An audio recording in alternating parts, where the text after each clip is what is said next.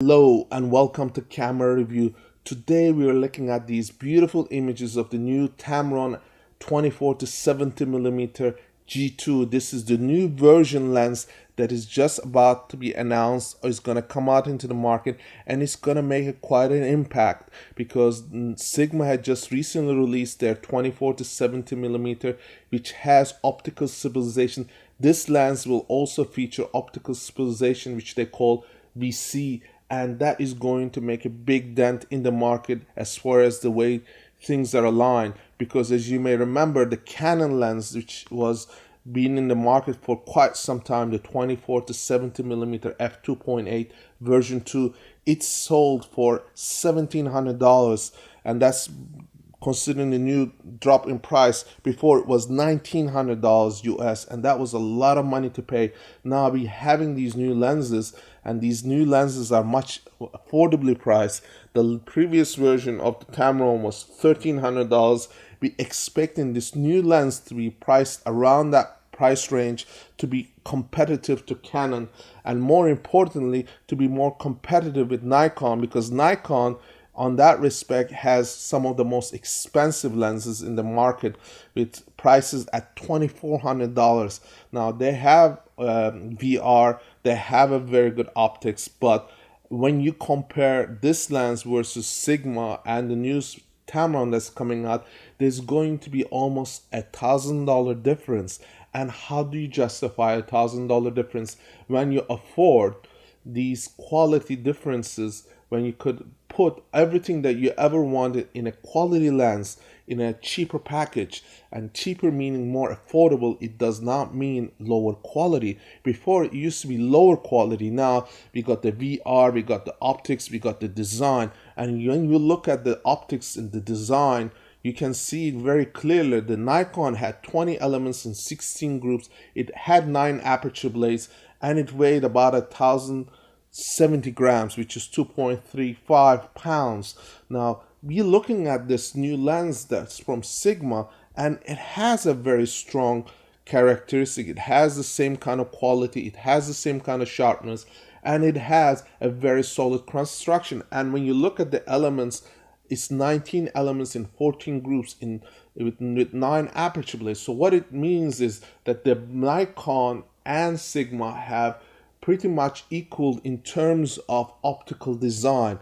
Their quality, their distortion is being virtually eliminated from having effects on, for example, the chromatic aberration. The coatings have gone up. So what we are seeing currently is this new trend in the market of very competitive lenses.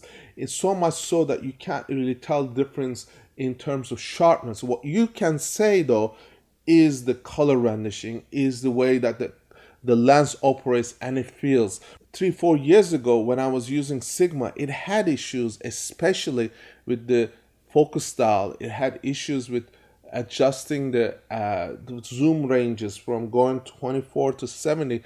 You kind of felt it was not dampened. Now these lenses have dampening. It has much better operation, smoother silky turns.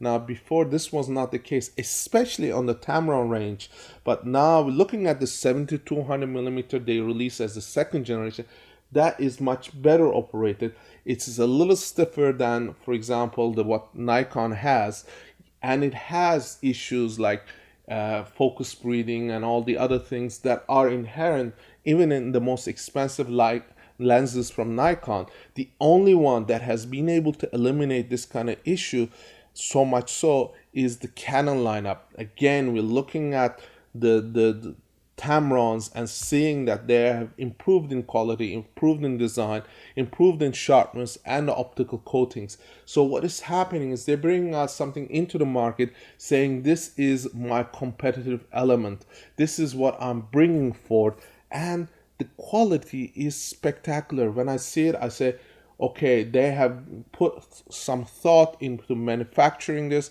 into designing this, and the quality speaks for itself. And you can see how much difference there is in terms of the look and design. The older version looked like it was something of a 1990s era of like lens design, and then now you're looking at this new design. it is so much more streamlined, so much more better design. And also the ultrasonic silent drive, which was in the first version of Tamron 24 to 70 millimeters, is being continued on to the new generation, and that is going to match the quality and the speed of autofocus that was found on Nikon. Nikon has incredibly good autofocus.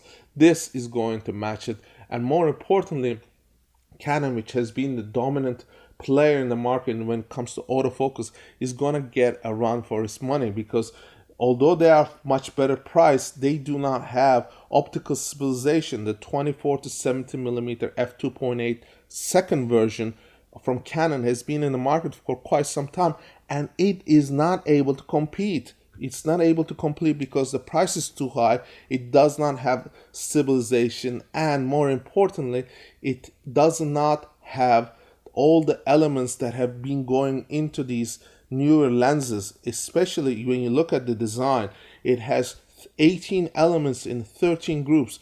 Now the design is going higher and higher with more elements, more groupings, and the quality has been just phenomenal with the new lenses, especially the Sigmas and Tamrons. And I think they're gonna be taking more share of the market, and that's going to make the market more solid, more firmly grounded. The pricing gonna be better, because before, remember, it was the Canon and Nikon that was ruling the market. They were the ones who dictated the price and the quality, and all the other third-party manufacturers, whether it was Sigma, Tamron, or any other ones, they had to kind of settle for the prices and had to lower their quality or lower their price in order to compete. Now they come up with quality matching the Nikons or the Canons, and their prices are still way lower than these two market leaders.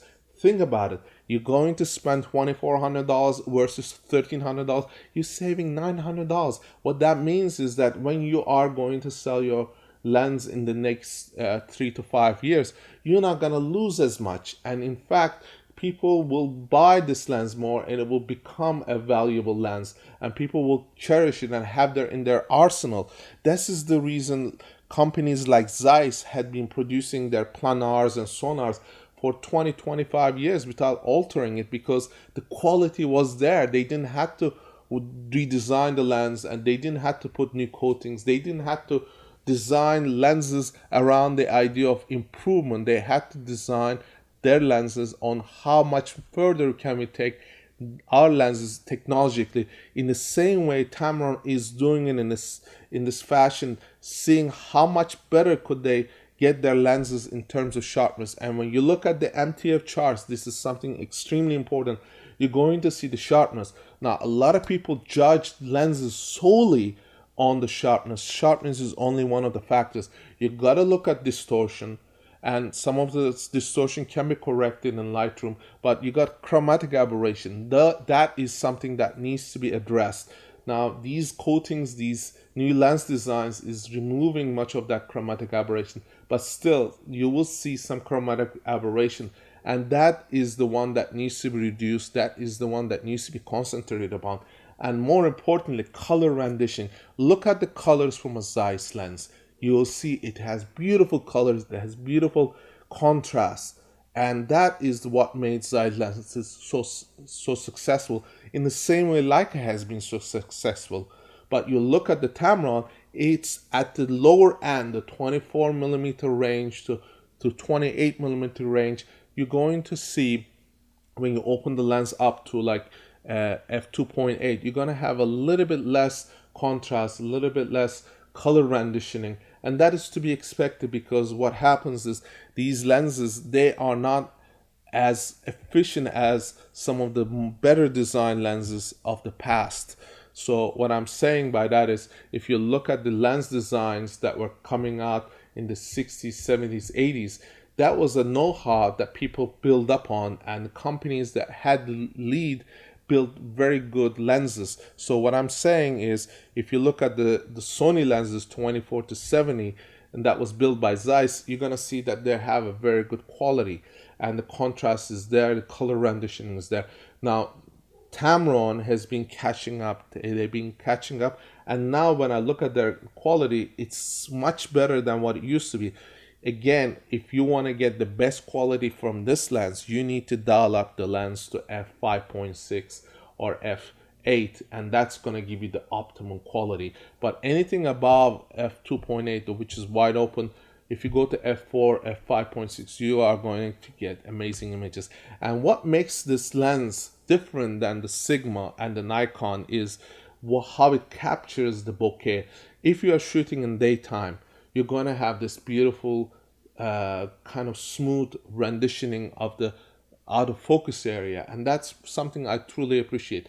The problem has been, as I mentioned in my other review of the 7-200 millimeters, the aperture blaze, the way it's designed, it gives this cat eye look. And what is the problem with that is it does not look natural in a photograph. If you see cat eyes, it was a design issue that had been plaguing producers of lenses for decades in the 60s and 70s, and that was something they tried to get away with.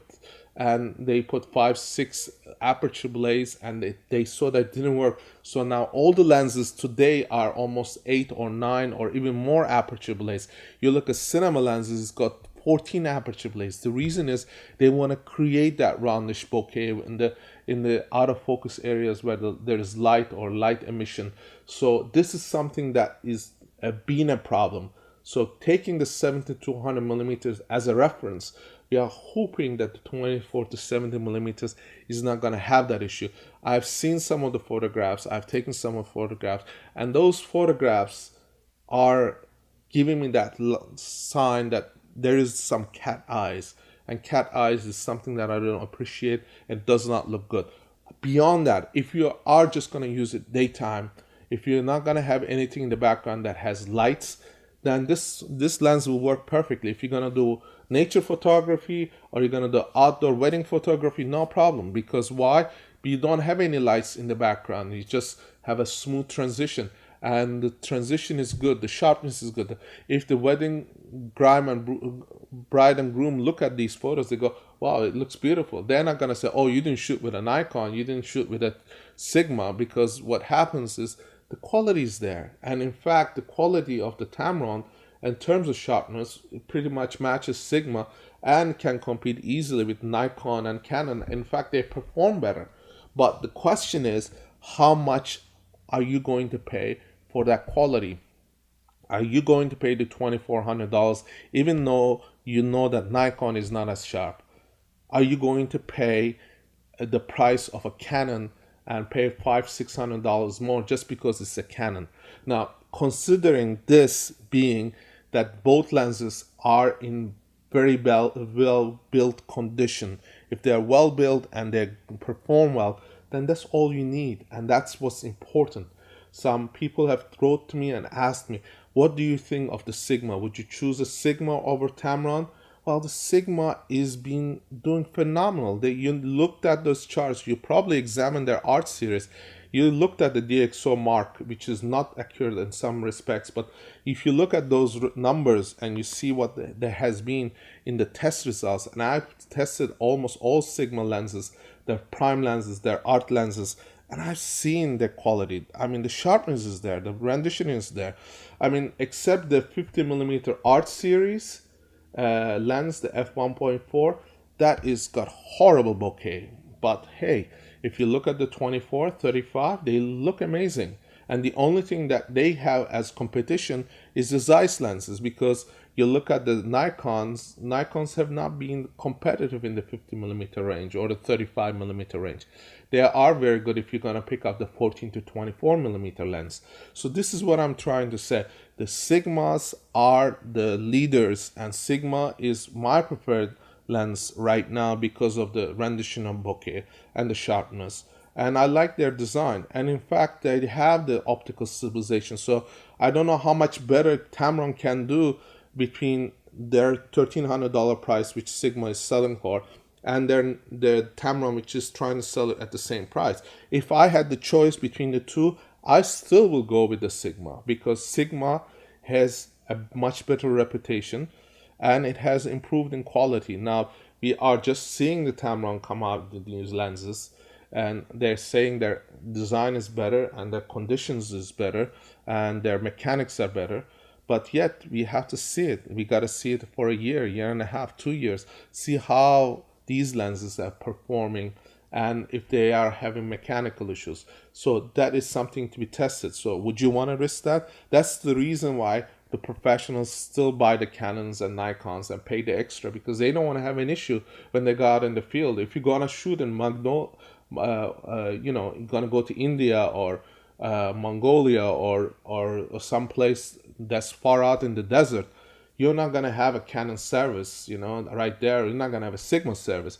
So you want to make sure that your lens performs under those difficult conditions.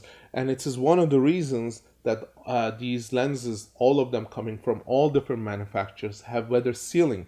Weather sealing is key issue. If you're gonna go out, you don't want to have dust seeping in, moisture seeping in. I have had to send my camera back because one of the lenses had failed. It failed in the moisture area. It had issues. So this is something that I didn't like, but I couldn't do anything about it because it didn't have proper sealing.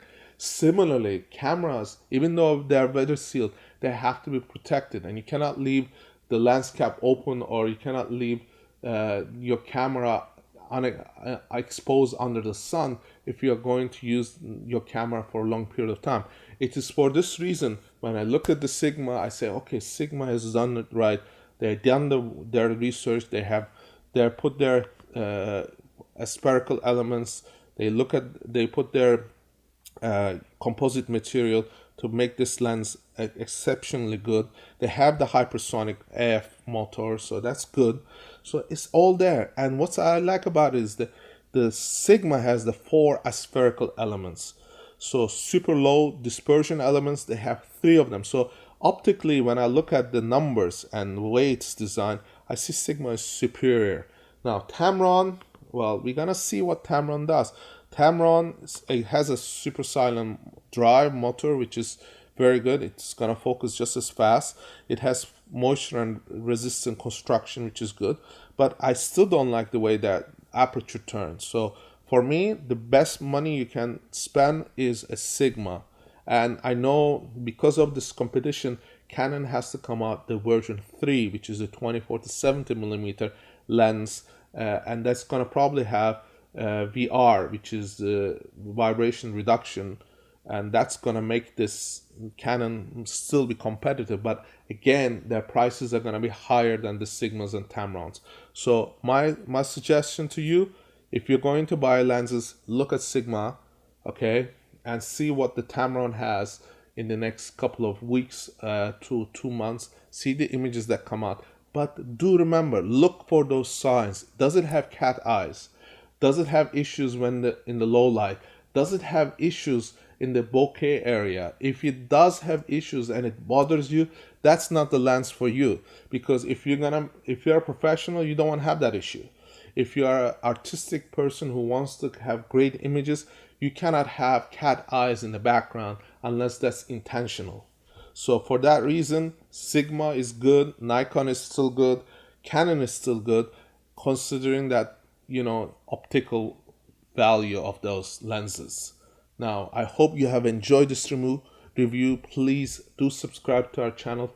Look at our information down below for if you want to purchase these lenses. I provided the links to get the best prices on these lenses. And more importantly, visit our website at camerareview.ca. That's Canadian CA. We are independent reviewers, so we are not getting paid by Tamron or Sigma or anybody else. We are the ones who buy the lenses and do the reviews. So for that, we try to keep as honest, as clear and objective in our reviews. And for that, I hope you support us by subscribing to our channel and maybe helping us on the Patreon. And I thank you for listening and watching.